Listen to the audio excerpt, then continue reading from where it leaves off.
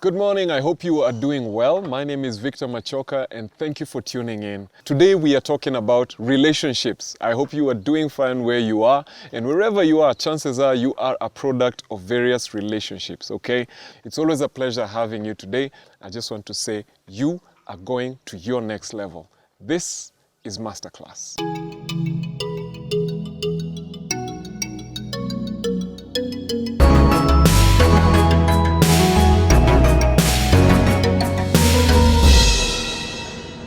I am honored to have a guest with me. I don't know how to introduce him.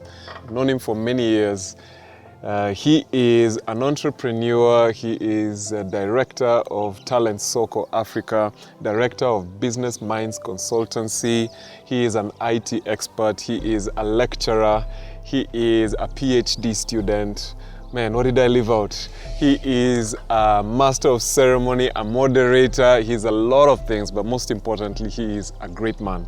And his name is Lawrence Agufa. Karibu, Lawrence. Thank you for having me. It's cold, but it's great to be here. Let's hope we can warm it up with this discussion. Asante. Nice to be here. Karibu sana. Thank you. And today we're just talking about relationships, yeah? And when we do Masterclass, what we try to do is just talk about things that are so important in life, and we try and make it a bit prescriptive. We talk about the things that you need to do to grow yourself. We talk about our experiences and how they have shaped our worldview, and the lessons, the failures, the successes, and how this can help our audience to build themselves up. First of all, Victor, thank you for this conversation. This is pertinent, this is timely, this is necessary.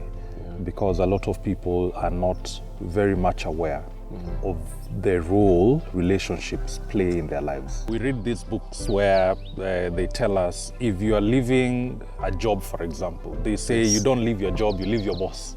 Yes. Yeah. Yes. Because exactly what you're saying.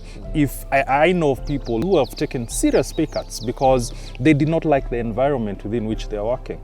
Just because, I don't like the way so-and-so treats me, I'd rather go to the next job with half the salary I was getting. Wow. If at all, I will be appreciated in my next career move. You had a situation where you had a difficult work environment. Let's not talk about that. Yes. Can we talk about it without talking about it? You know what I mean?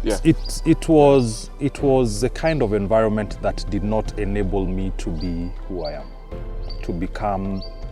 I was actually becoming someone I really didn't like. I was very new in my marriage. Okay. We were about, 7 months into our marriage?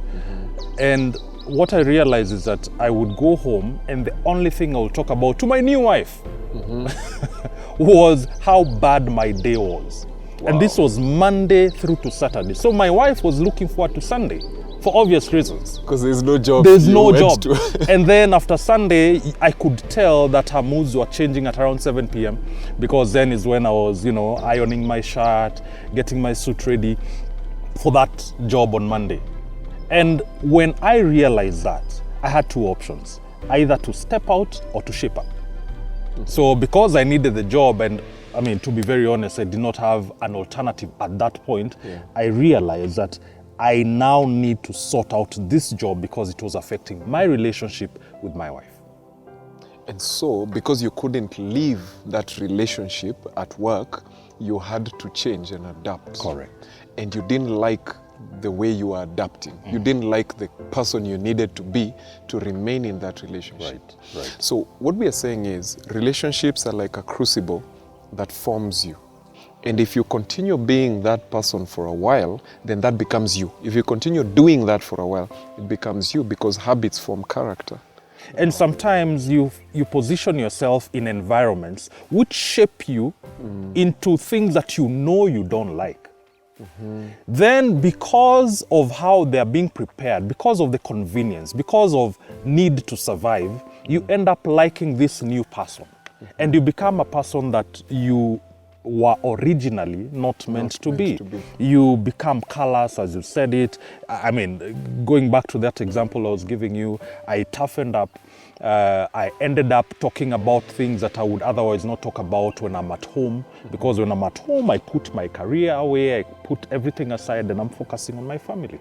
And now I am at this place that I have to deal with the person that I am becoming, because it's not really so much because I liked it, but because I had to be in there. I needed the money, I needed to survive, I needed to pay my bills. So I end up liking, it becomes a delicacy to me that I'm talking about how I politicked a situation at work. I talk about how I fought so-and-so because he fought back.